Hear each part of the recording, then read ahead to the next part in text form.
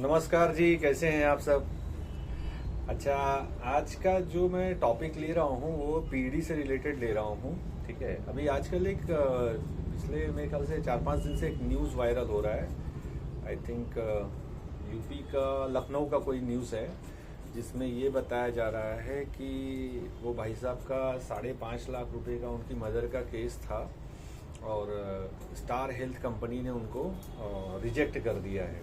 ठीक है, और वो बड़ा हंगामा किए हुए थे ऑफिस में और उसका वीडियो वायरल किए थे सोशल मीडिया पे। अभी चूँकि मीडिया को तो बस मसाला चाहिए रहता है, वो तो मतलब पूरी तह तक तो जाते नहीं, आधे अधूरे पे ही उसको वायरल करना शुरू कर दिए। ठीक है, तो मेरा भी डीप डिस्कशन हुआ अपने जो सीनियर्स थे इस बारे में, ये स्टार हेल्थ के जो सीनियर्स हैं उनसे इस बारे में डीप डिस्कशन हुआ। तो कंपनी ने तो क्लैरिफिकेशन दिया हुआ है, लेकिन जो मेन रीज़न था मैं आपको छोटा मतलब एकदम आम भाषा में आपको समझा देता हूँ कि वो भाई साहब का जो मदर का प्रॉब्लम हुआ ना, उसमें एक्चुअली थोड़ा सा पीढ़ी का इशू आया है। ठीक है, पीढ़ी का इशू ऐसा आया है कि उन्होंने पॉलिसी आई थिंक कुछ 3-4 साल पहले ली हुई थी। ठीक है, और पहली बात तो प्रीमियम बोल रहे हैं मैं 50,000 पर डे का भरता हूँ, फिर सॉरी 50,000 पर ईयर का मैं प्रीमियम भर रहा हूँ, जबकि ऐसा नहीं है। उनका प्रीमियम का जो है 25,000 ईयरली उनका प्रीमियम था। ठीक है, दूसरी बात है ना, उनको मदर को ना र्यूमर आर्थराइटिस है। ठीक है, एक नसों की प्रॉब्लम होती है, आर्थराइटिस, र्यूमर आर्थराइटिस बोलते हैं उसको। ठीक है, तो उनके पॉलिसी लेने के टाइम पे ना वो चीज़ का उन्होंने डिक्लेरेशन नहीं दिया था।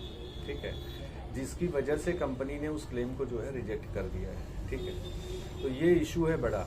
ठीक है, अभी चूंकि बिल उन्होंने 5.5 लाख का बिल बन गया है और अब वो ज़बरदस्ती कंपनी के ऊपर ब्लेम कर रहे हैं। हालांकि कंपनी के जो ऑफिसर्स थे वो पीछे, अगर आप बैकग्राउंड में सुनेंगे वीडियोस के अंदर, तो वो बोल भी रहे हैं कि आप रिम्बर्स के लिए डालें, हम ट्राई करेंगे।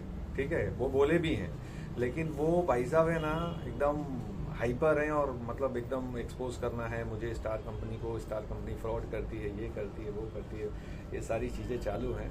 ठीक है, लेकिन ऐसा कुछ है नहीं। ठीक है, तो मैं बार बार अपने वीडियोस में क्यों बोलता हूँ कि आप लोग पीडी डिक्लेयर करिए। पीडी मीन्स क्या होता है कि पॉलिसी लेने के टाइम पे आपके शरीर के अंदर क्या तकलीफ है, आपके फैमिली मेंबर के शरीर के अंदर क्या तकलीफ है, उसको एकदम क्लियरली मेंशन करिए। एक बार आपने पीडी डिक्लेयर कर दिया ना और एक्सक्लूजन को समझ लिया कि क्या क्या कंपनी नहीं देती है, ठीक है ना, इसको समझ लिया ना, तो कभी भी आपका पॉलिसी के साथ कुछ गलत हो ही नहीं सकता है। ठीक है ना, कभी भी नहीं हो सकता है, ये मैं गारंटी दूँ। आज मैं 12 साल से काम कर रहा हूँ, चीज़ों को मैं देख रहा हूँ। ठीक है, क्योंकि कोई भी कंपनी ना रूल्स एंड रेगुलेशन से बंधी होती है। ठीक है, उनको भी पता है। आज वो भाई साहब इतना हल्ला कर रहे हैं, जबकि अपने पास रास्ता खुला हुआ, आप अम्बोड्समेंट में जा सकते हैं। अम्बोड्समेंट अगर नहीं सुनता है तो आप इसको कोर्ट में चैलेंज कर सकते हैं। ठीक है, कोर्ट भी जो है ना विद पेनल्टी, आपने कई बार सुना होगा कि विद पेनल्टी जो है कंपनियों को हर्जाना भरने के लिए कोर्ट बोलती है। ठीक है, तो ऐसा सब ऑप्शंस अपने पास रहते हैं, तो कंपनी भी अपना सेफर साइड देखती है।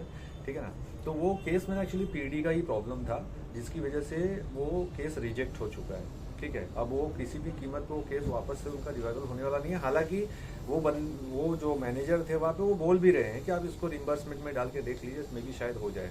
ठीक है, लेकिन 90% चांसेस है कि नहीं होगा, क्योंकि पीडी आपने डिक्लेयर नहीं किया। कोई भी चीज़ को अगर आप छुपा करके पॉलिसी लेते हैं, ठीक है ना, आपके मान लीजिए कि एक 12-13 साल पहले कोई प्लेट्स डाला हुआ है और आपने उसको इग्नोर किया, आपने बताया नहीं पॉलिसी लेने के टाइम पे। ठीक है, अब पता चला कि आपने पॉलिसी ले लिया और 4-5 साल के बाद जो प्लेट्स डाला हुआ था उसके अंदर इन्फेक्शन आ गया। अब वो इन्फेक्शन आ गया तो उस प्लेट्स के लिए ऑपरेशन करना पड़ेगा। जब ऑपरेशन करना पड़ेगा तो पता चल ही जाएगा कि प्लेट्स आपने 12 साल पहले डाला हुआ था।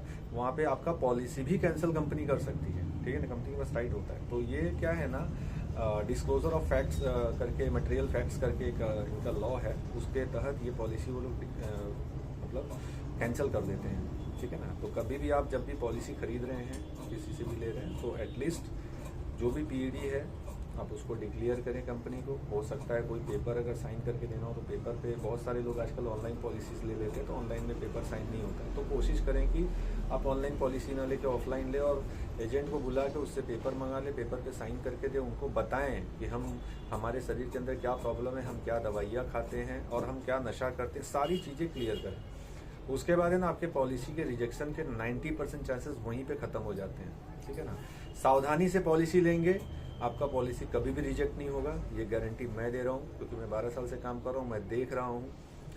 पॉलिसी जो रिजेक्शन होता है ना, वो कहीं ना कहीं लापरवाही से ही होता है। कभी कभी हॉस्पिटल की लापरवाही से होता है, कभी कभी हमारी लापरवाही से हो जाता है। तो ऐसा ना करें, ठीक है।